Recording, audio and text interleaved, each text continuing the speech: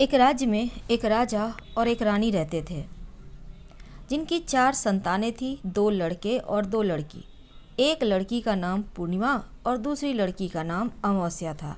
पूर्णिमा घर के कार्यों में निपुण थी और घर का पूरा काम करती थी। भगवान की पूजा अर्चना भी करती। इसके अतिरिक्त वह गौ माता की सेवा करती और उसकी दूसरी बहन अमावस्या ना ही घर का कोई काम करती और न भगवान की पूजा अर्चना करती और न गौ माता की सेवा करती। पूर्णिमा सर्वगुण संपन्न थी, फिर भी राजा और रानी अपने दोनों बेटों और पुत्री अमावस्या को ही प्यार करते थे और वह पूर्णिमा से प्यार नहीं करते, उसके साथ भेदभाव करते। राजा के चारों पुत्र और पुत्री धीरे धीरे बड़े हो रहे थे। जब वे बड़े हो गए, राजा ने अपने दोनों पुत्रों का विवाह योग्य कन्याओं के साथ करा दिया। इसके बाद रानी ने राजा से कहा कि अब दोनों पुत्री विवाह के योग्य हो गई हैं और इन दोनों का विवाह भी करा दो। लेकिन पुत्री अमावस्या का विवाह किसी बड़े खानदान में कराना और पूर्णिमा का विवाह किसी गरीब परिवार में कराना, क्योंकि पूर्णिमा को केवल भगवान की पूजा पाठ करना ही पसंद है और गाय की सेवा करना पसंद है। अब रानी ने राजा को दोनों पुत्रियों का रिश्ता तय करने के लिए भेज दिया। राजा ने अपने पड़ोसी राज्य में जाकर वहाँ के राजा के पुत्र से अमावस्या का विवाह तय कर दिया और वहीं पास के गांव में जाकर एक गरीब परिवार के लड़के से पूर्णिमा का विवाह तय कर दिया। यह सारी बात जानकर राजा ने अपनी रानी से बताया तो रानी यह सोचने लगी कि अब देखते हैं कि भगवान इसकी मदद कैसे करते हैं। यह बहुत पूजा पाठ करती है, भगवान में मगन रहती है। पूर्णिमा का भाई और उसकी भाभी पूर्णिमा से बहुत प्यार करते थे, क्योंकि पूर्णिमा उनके घर के कार्यों में उनका साथ देती और कार्यों में उनका हाथ बटाती। यही नहीं, उनकी दूसरी बहन अमावस्या उन पर रोब जमाती थी और घर का कोई कार्य भी नहीं करती। कुछ समय बीत जाने के बाद दोनों पुत्रियों का विवाह हो जाता है। राजा रानी की विवाह के बाद अपनी दोनों पुत्रियों को विदाई देते हैं और विदाई देते समय राजा और रानी पुत्री अमावस्या को बहुत सारा धन दौलत देकर विदा करते हैं। पूर्णिमा को भी कुछ भी नहीं देते, खाली हाथ उसके घर से विदा कर देते हैं और दोनों बहनें अपने अपने ससुराल चली जाती है। कुछ दिन बीत जाते हैं। एक दिन अमावस्या अपने घर पर शिवजी की कथा रखती है, जिसमें वह सभी गांव वाले को निमंत्रण देती है और अपनी बहन पूर्णिमा को नहीं बुलाती। जब गांव की सभी औरतें अमावस्या के यहाँ जाती हैं तो यहाँ सब दृश्य पूर्णिमा को अपने घर के दरवाजे के बाहर बैठकर देख रही होती है। तब वहाँ से गुजर रही औरतें पूर्णिमा से कहती है, तुम्हारी बहन के यहाँ शिवजी की कथा रखी है, क्या तुम नहीं चलोगी? पूर्णिमा ने कहा, मुझे निमंत्रण नहीं आया, मैं नहीं जा सकती। सभी गांव की औरतों ने पूर्णिमा से कहा, बुलाया नहीं तो क्या, भगवान शिव की कथा है, तुम हमारे साथ चलो। गांव की सभी औरतों की बात मानकर पूर्णिमा भी उसके साथ भगवान शिव की कथा में अमावस्या के घर चली जाती है। जब अमावस्या की नज़र पूर्णिमा पर पड़ती है तो वह कहती है, तुम यहाँ कैसे चली आई? मैंने तो तुम्हें बुलाया नहीं था। खैर कोई बात नहीं, अब तुम आ गई हो तो चुपचाप बैठी रहना। और यह कहते हुए अमावस्या पूर्णिमा की गरीबी का भी मजाक उड़ाती है और पूर्णिमा की आंखों में आंसू आ गए। रोते रोते मन ही मन पूर्णिमा भगवान शिव से विनती करती है, हे भगवान, क्या पूजा पाठ करना गलत है? गौ माता की सेवा करना गलत है? आखिर मेरी गलती क्या है? आप मुझ पर अपनी कृपा दृष्टि कब बरसाएंगे? पूर्णिमा बार बार भगवान शिव से यही कहती रहती। इतने में शिव कथा पूरी हो जाती है और अमावस्या भगवान का प्रसाद बांटने लगती है। वह सभी को प्रसाद देती है, लेकिन पूर्णिमा को वहाँ प्रसाद नहीं देती। पूर्णिमा बिना प्रसाद के ही अपने घर लौट आती है। रास्ते में वह सोचते हुए चलती है, यदि बच्चे उससे कथा का प्रसाद मांगेंगे तो वह क्या जवाब देगी। उसने सोचा था कि वह अपने मायके अपने भाई और भौजाई के यहाँ जाएगी और वहाँ जाते हुए वहाँ बच्चों के लिए कुछ लेकर जाएगी। ऐसा सोचते हुए वह अपने घर वापस आई और घर वापस लौट कर आने के बाद वह अपने पति और बच्चों से कहती है कि वह अपने मायके जा रही है। पति ने कहा, ठीक है, और कुछ समय के बाद पूर्णिमा अपने मायके के लिए रवाना हो गई। चलते चलते रास्ते में एक चबूतरा आया, जिस पर तुलसी का पौधा लगा था। उस चबूतरा पर बूढ़ी अम्मा बैठी थी और वह कोई नहीं, साक्षात तुलसी माँ थी। उस बूढ़ी माता ने पूर्णिमा से कहा, बिटिया तुम कौन हो और कहाँ जा रही हो? पूर्णिमा अपना परिचय देती है। परिचय देने के बाद बूढ़ी औरत ने पूर्णिमा से कहा कि तुम यहाँ तुलसी का पौधा सूख रहा है, इसमें थोड़ा पानी डाल दो और इस चबूतरे की साफ सफाई कर दो, जिससे मुझे थोड़ी ठंडक मिलेगी। पूर्णिमा ने कहा, ठीक है माँ, मैं तुलसी में पानी डाल देती हूँ और यहाँ की साफ सफाई भी कर देती हूँ। पूर्णिमा ने साफ सफाई करने के बाद बूढ़ी अम्मा को भी नहला दिया। बूढ़ी अम्मा की भी सेवा की, उसके पैर दबाए। बूढ़ी अम्मा से कहा कि माँ जी और बताइए, मैं आपकी क्या सेवा करूँ? और कोई काम है तो बता दीजिए, मैं कर दूंगी। अम्मा ने कहा, कुछ नहीं, अब तुम जाओ, वापस आते समय मुझसे मिलते जाना। पूर्णिमा ने बूढ़ी अम्मा से कहा, ठीक है माँ जी, मैं जाती हूँ। वापस आते वक्त आपसे मिलते हुए जाऊंगी। कुछ समय आगे चलने के बाद एक शिव जी का मंदिर आया। वहाँ पर उसे एक बूढ़े बाबा मिले जो मंदिर के बाहर बैठे थे। वह और कोई नहीं, साक्षात शिव जी थे। उन्होंने पूर्णिमा से कहा कि तुम कहाँ जा रही हो बेटी, तुम कौन हो? तब पूर्णिमा ने अपना परिचय दिया। फिर उस बूढ़े बाबा ने पूर्णिमा से कहा, इस चबूतरे की और इस मंदिर की सफाई कर दो। तब पूर्णिमा ने मंदिर की चबूतरे की सफाई कर दी और वहाँ पर पूजा अर्चना भी की। साफ सफाई पूजा करने के बाद उन्होंने बूढ़े बाबा को भी नहला दिया और उनसे कहा कि बाबा और कोई काम हो तो बताइए। तब बूढ़े बाबा ने कहा, नहीं बेटी, अब तुम जाओ और वापस आते वक्त मुझसे मिलते हुए जाना। पूर्णिमा ने कहा, ठीक है बाबा, मैं जाती हूँ, वापस आते हुए आपसे मिलते हुए जाऊंगी। आगे चलते चलते कुछ दूर चलने के बाद पूर्णिमा को एक काली जी का मंदिर दिखा। वहाँ भी एक बूढ़ी अम्मा चबूतरे पर बैठी थी। उस बूढ़ी औरत ने भी पूर्णिमा से कहा कि बेटी तुम कौन हो और कहाँ जा रही हो? तब पूर्णिमा ने उस बूढ़ी औरत को भी अपना परिचय दिया।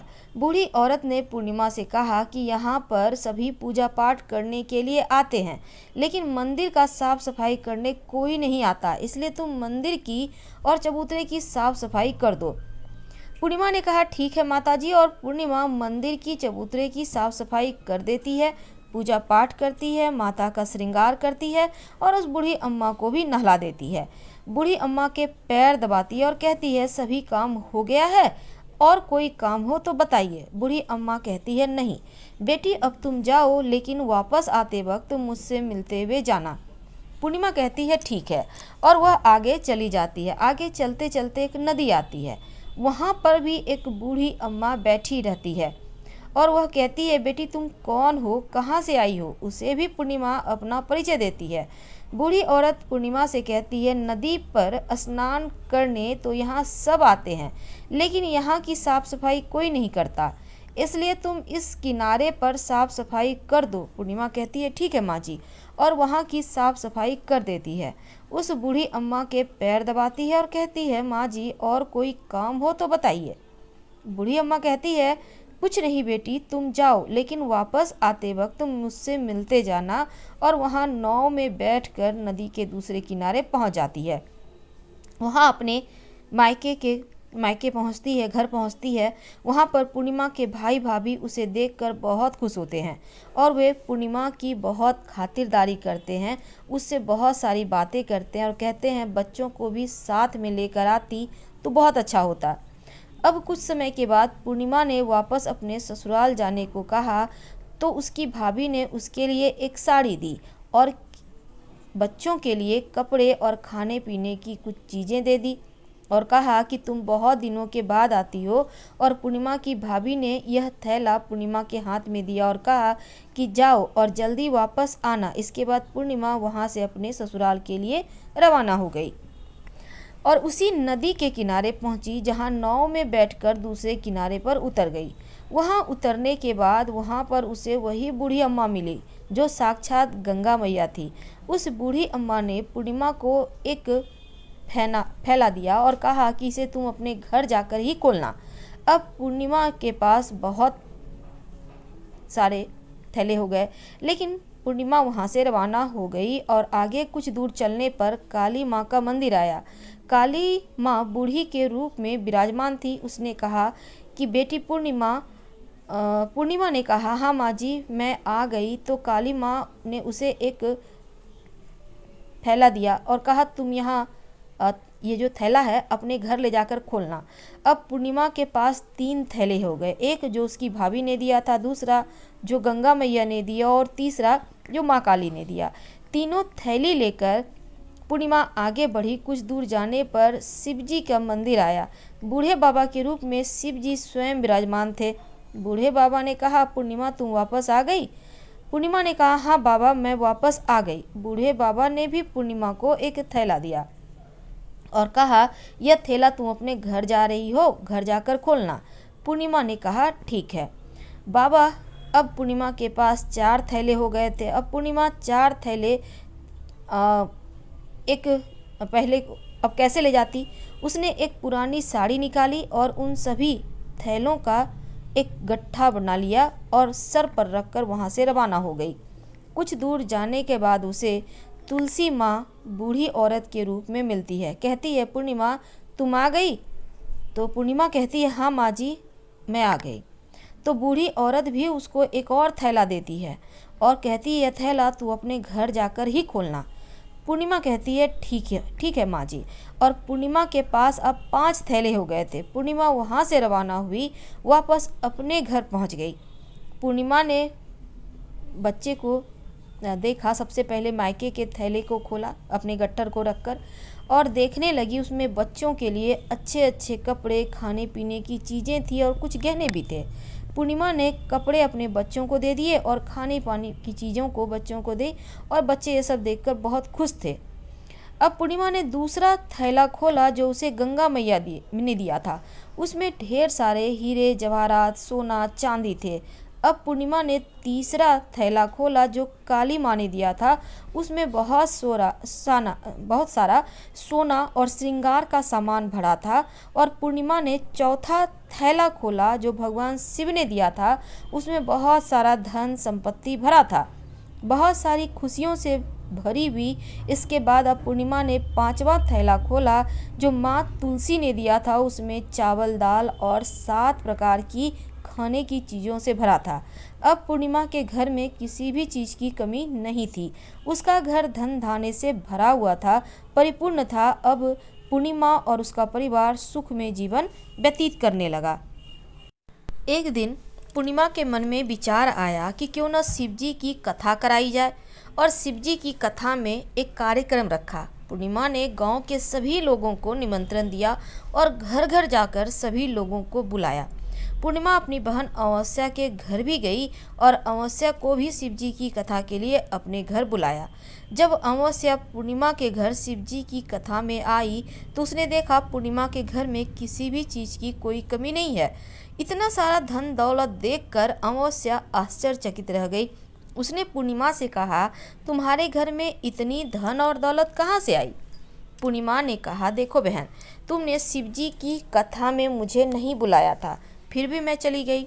तुमने मुझे प्रसाद तक नहीं दिया और मेरी गरीबी का भी मजाक उड़ाया। इसके बाद मैं अपने घर आई और घर आते हुए मन ही मन सोच रही थी कि अपने मायके जाऊंगी और मैं अपने मायके चली गई। जो कुछ घटना इस बीच हुई सभी घटना अपनी बहन अमावस्या को बतला दी। तो अमावस्या कहती है कि तुम भी मुझे प्रसाद मत दो और मुझे डांट लो। लेकिन पूर्णिमा ने कहा, यह तो भगवान का प्रसाद है, मैं तो सबको दूंगी, तुम्हें भी दूंगी।